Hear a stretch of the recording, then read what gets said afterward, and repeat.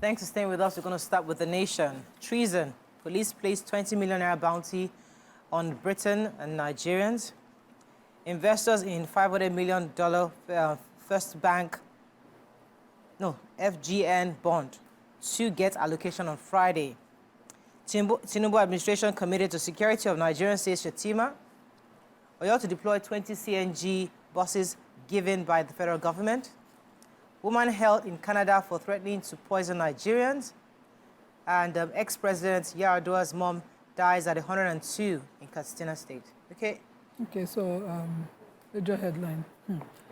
Well, according to the police PRO, this Briton, Andrew Wynne, and his Nigerian counterpart had established, some kind of cell to create mutiny or start mutiny to unseat a democratically elected government in Nigeria. So the police have placed a 10 million naira bounty on his head, that's Andrew Wynne, and also a 10 million naira bounty on Lucky Obiyan, his Nigerian counterpart, and they were both declared wanted. They are alleged to have run, escaped from the country after the police uncovered them. They also re-invited Joe Ajero, the NLC leader, and I can see the link now because in the story, Andrew Wynne had rented an office space at the NLC building, the Labour House headquarters in Abuja, and he established a school to cover up his activities. And from there, he mobilized several billions of naira to his Nigerian collaborators, urging them to mobilize the public to violently storm police facilities and military barracks, anticipating a bloodbath that would instigate international condemnation of Nigerian government. And this was what birthed the end bad governance protest. And this, he says, contradicts our violates the Terrorism Prevention Act of 2011 and other relevant laws. And he says that, they also released a special bulletin that this 10 million is for anybody who finds them.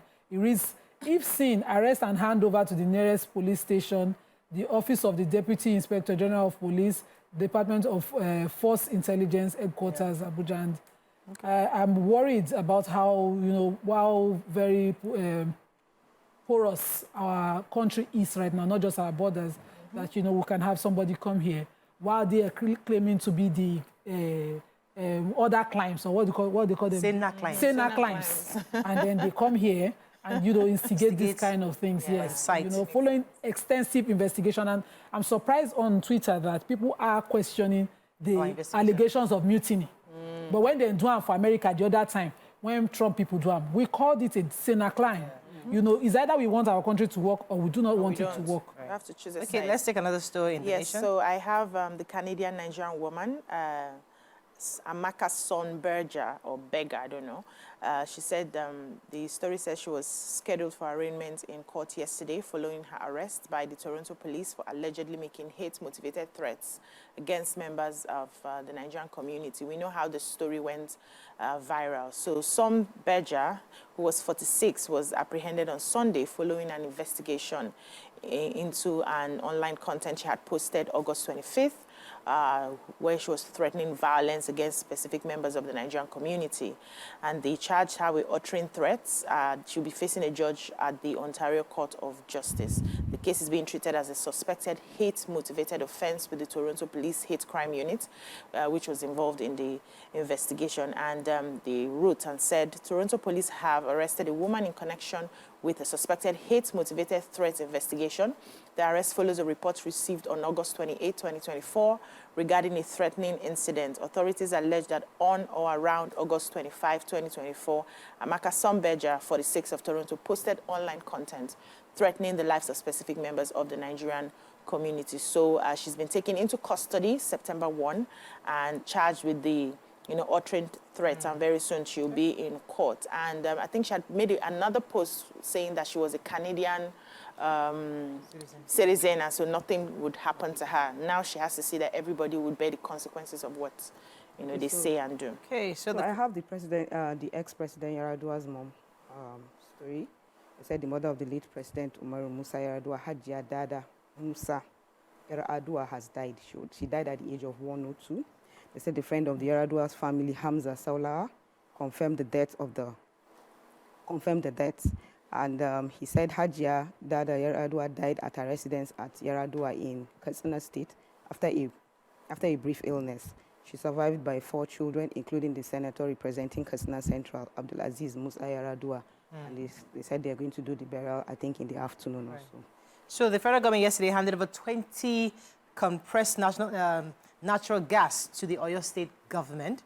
The initiative, according to the president, was to cushion the effect of the fuel subsidy and promote a safer, cleaner, and renewable, reliable energy in the country. So yesterday, the CEO and program director, president of the PCNGI, that's Mr. Michael Oluwagbemi, said the initiative was one of the testimonies of the renewed hope agenda.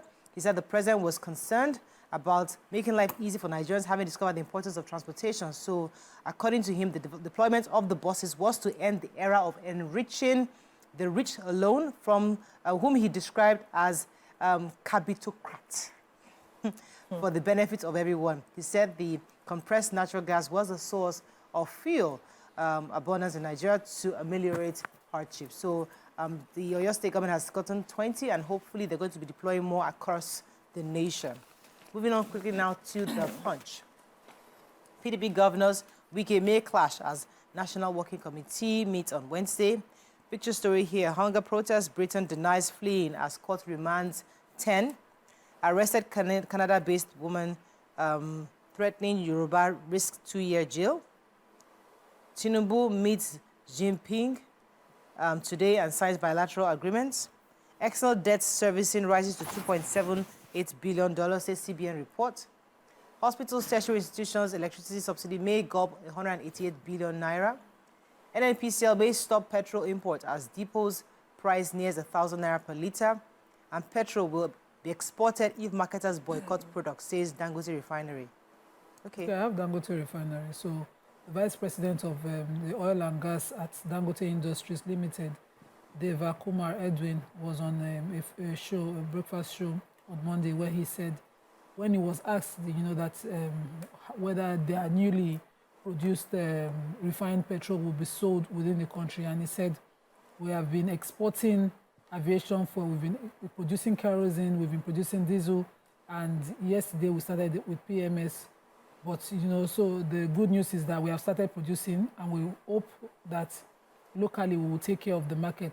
But as he explained, he said, well, I explained how there has been a blockade from lifting our products within the country.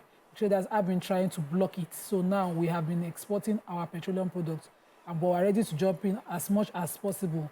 If NNPC or the traders are not buying the product, obviously we will end up exporting PMS. We are doing aviation jets and all of that already. Basically, what he said in the entire article is that, they have this product and they are afraid of, local boycott. Obviously, the NNPC had come out to say they were trying to prevent monopoly. I think you can prevent monopoly, but make available, because the reason why we're paying and queuing is the scarcity. Yeah. Make available this product because, scarcity increases supply, demand, and then increases the price of fuel. I'll take NNPC in another paper on this, their new price that somebody is proposing. Let us not be caught between capitalists. They should fear God. Yes, because the more you enrich yourself and impoverish your people, they should fear God. Those people in the NNPC. He also said that that they are not supplying him adequate crude oil. Yeah, that was not enough. So he was importing crude, and now they've dealt with that. The president had signed that provide crude for local refineries, which includes him. But now he will now have to export his product when we are here. Maybe I should even go and start working. Is that refinery? So maybe I can get direct. Well, it's about competition. Send your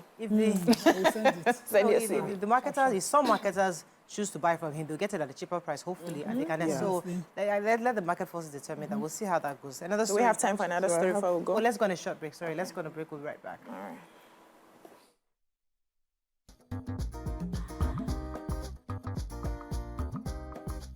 Stay tuned. Your View will be right back.